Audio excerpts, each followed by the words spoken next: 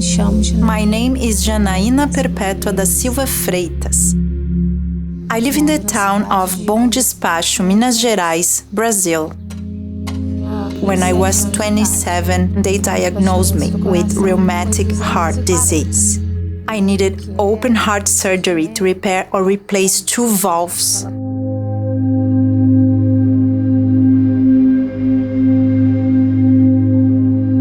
Rheumatic heart disease is a major public health problem in Brazil.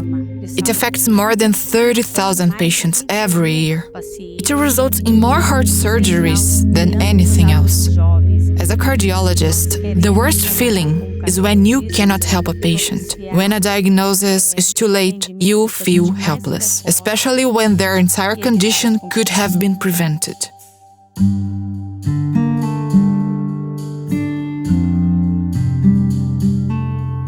Just to give you a perspective, rheumatic heart disease is responsible for over 50% of the open heart surgeries in the Brazilian public health system. So considering that we have a fully preventable disease, it's extremely important to implement different strategies to fight rheumatic heart disease in Brazil. The first one is definitely education. So REACH has been an Every Heartbeat Matters partner since 2019, and they have been working on an educational program here using flip charts. We're trying to showcase how much potential the program has, while at the same time looking at it critically and seeing where we can improve it, to really show that education is an important step in preventing rheumatic fever and rheumatic heart disease and alleviating that burden on already overburdened health systems. So the Edwards Lifesciences Pro Bono Corps is a cohort of individuals that are put together currently. It's a team that are selected based on their skill set within the company. They are brought together like a small consulting project to an EHM partner.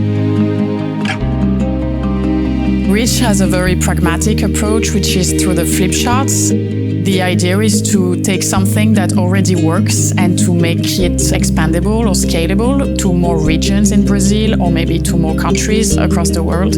It's an educational opportunity that I think has incredible potential around a disease that could be completely preventable. What's really exciting is to actually be on the front lines with folks that are doing this on a day-to-day basis. For me personally, that's very, very meaningful.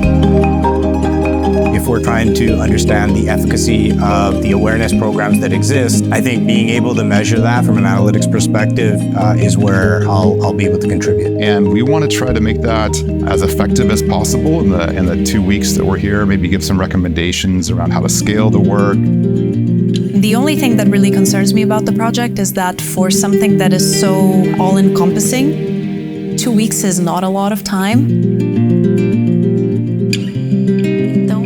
So, from start to finish, what we saw was a strategy, a plan to improve our results, and a way of measuring the impact of the project on the lives of the patients and the overall impact.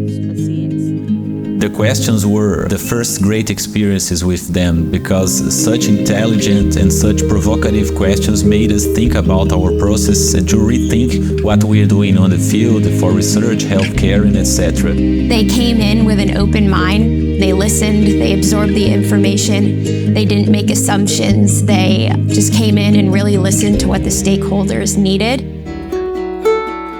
The pro bono team was just thrown in the deep end, I think.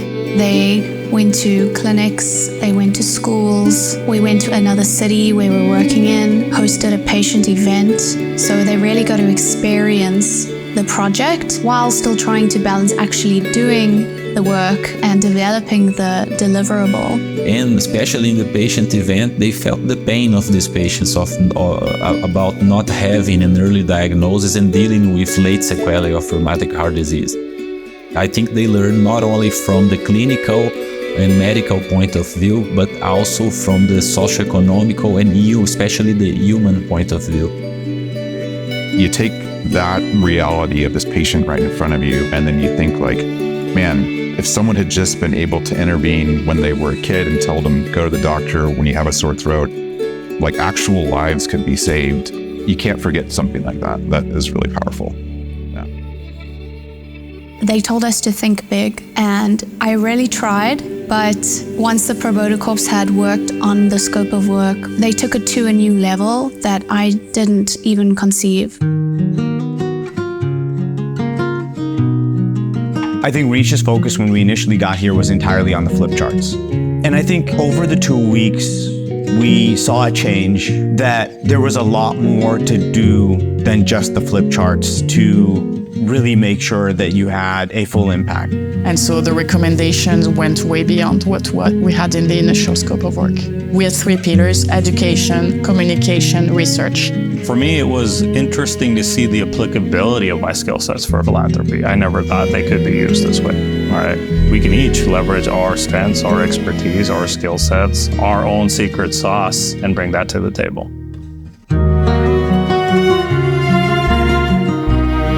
Right now, we will change how we use the flip chart and our educational process, plus how we measure their success.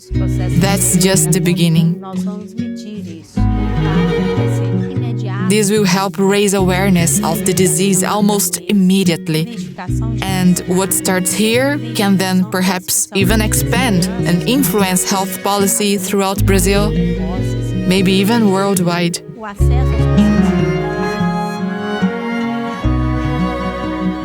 I do believe it will have an impact because we focused on making sure that we were leaving stuff behind that was actionable. I think Reach and their partners can definitely do this. Honestly, it was the best experience I've ever had. This was a great experience, way beyond my expectations. It's going to be hard to go back to my everyday job and to not be thinking about this every single day.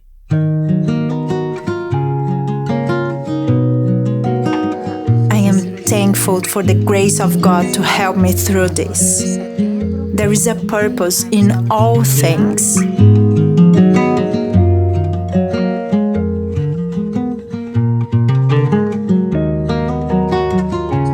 I learned rheumatic heart disease begins with a simple sore throat.